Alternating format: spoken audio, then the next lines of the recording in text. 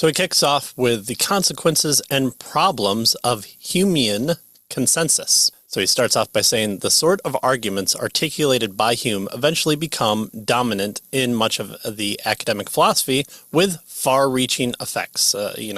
People are still talking about Hume today, and from both sides of the aisle in this case. Even for presuppositionalism, we tend to rub Hume in people's faces as well because of some of the concessions that he's forced to make for his philosophical standpoint, and because so many people hold him in high regard. And of course, in previous episodes, we looked at how some people during his time didn't really hold him in high regard. But regardless, as he's become the predominant person to kind of emulate, then it's only fair for us to hold him up and see what he's about. So that's why it's important that we address him and his arguments. So he's going to then talk about some of the effects in this chapter of Hume and his philosophy. All right, well, what were the effects in philosophy? Lest we think that skeptical currents of thoughts such as Hume's had little practical effects, the gaps between the Enlightenment elite and more traditionally religious masses affected, among other areas, the treatment of mental illness. Go figure, right? So, this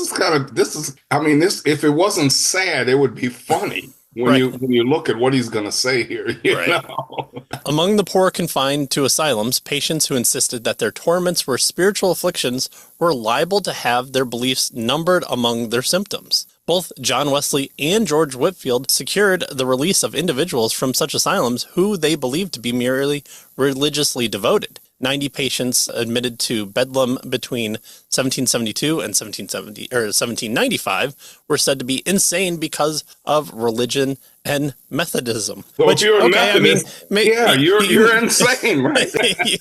you might be able to convince me of Methodism as being a mental. No, I'm completely joking. But I do know, like our current DSM puts forth the fact that you could have a symptom of mental illness of being overly religious to the point of this type of insanity. Now, whether or not these people had the same quality tends to be argued here, but even our current day with taking the Atheist Handbook, a book that I've done a text review on, where the author has put forth the idea that if you have faith, if you claim to really believe in an invisible God, then you should be treated likewise and locked up in mental asylums. Wow. Now that's like half the population of America, of the world. So, let's put all the sane people maybe away, and then us insane people can live without them. So, there's that. So this is one of the effects then of Hume kind of having his upper hand and influencing people during his time of